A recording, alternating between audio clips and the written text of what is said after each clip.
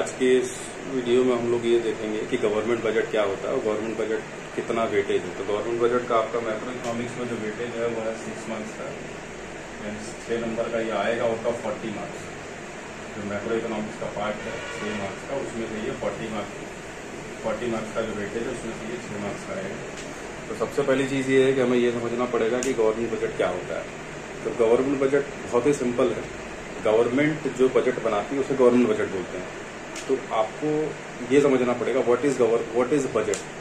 So simply if we say what is budget, so budget simply means in every household sector or in every industrial sector we prepare a budget, which means that we think and we analyze the anticipated expenditure and anticipated revenue.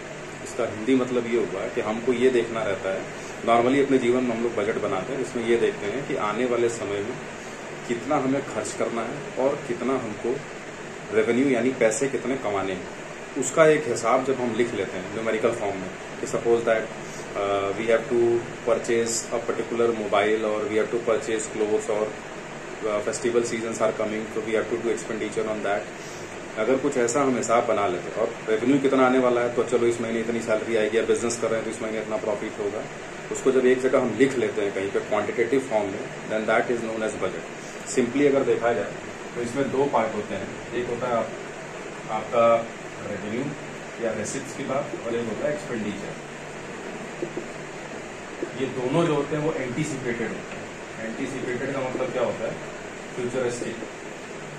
ये दोनों anticipated होंगे यानी कि futuristic होंगे। Future में क्या होने वाला आने वाले समय में। अब वो फ्यूचर का मतलब ये नहीं होता 10 साल बाद।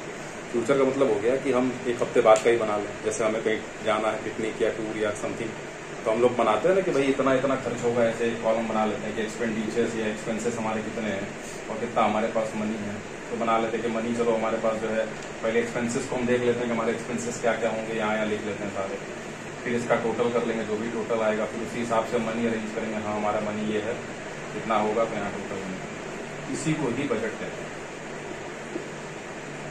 बस। और when this particular and this same thing is done by the government, then it is known as government budget. It is very simple to understand. The same thing is done by the government. इसका simple मतलब आप ये भी समझ सकते हैं कि जब गवर्नमेंट आपकी देखे, यानी जब गवर्नमेंट प्लान करती है अपने एक्सपेंसेस को, कितना एक्सपेंसेस करने हैं या एक्सपेंडिचर करने हैं और कितनी रेवेन्यू जनरेट करनी है, जब ये चीज गवर्नमेंट देखती है अपने इस फाइनेंशियल ईयर के लिए या एक साल के लिए, तो उसे हम लोग क्या बोलते हैं, एक साल के लिए बनाया जाता है गवर्नमेंट पॉइंट ऑफ व्यू से। उनका एक साल फिक्स होता है, जो स्टार्ट होता है फाइनेंशियल ईयर या we can call it as fiscal year, जो स्टार्ट होता है 1 अप्रैल से 31 मार्च तक। ये financial year, fiscal year, academic year, आप जिस भी नाम से बोलना है, सभी सेम है। तो इसी को बोलते हैं हम लोग गवर्नमेंट बजट। बाकी का डिस्कशन हम लोग फिर नेक्स्ट वाले वीडियो में देखेंगे, डिटेल डिस्कशन देखेंगे कि बाकी गवर्नमेंट बजट क्या होता है।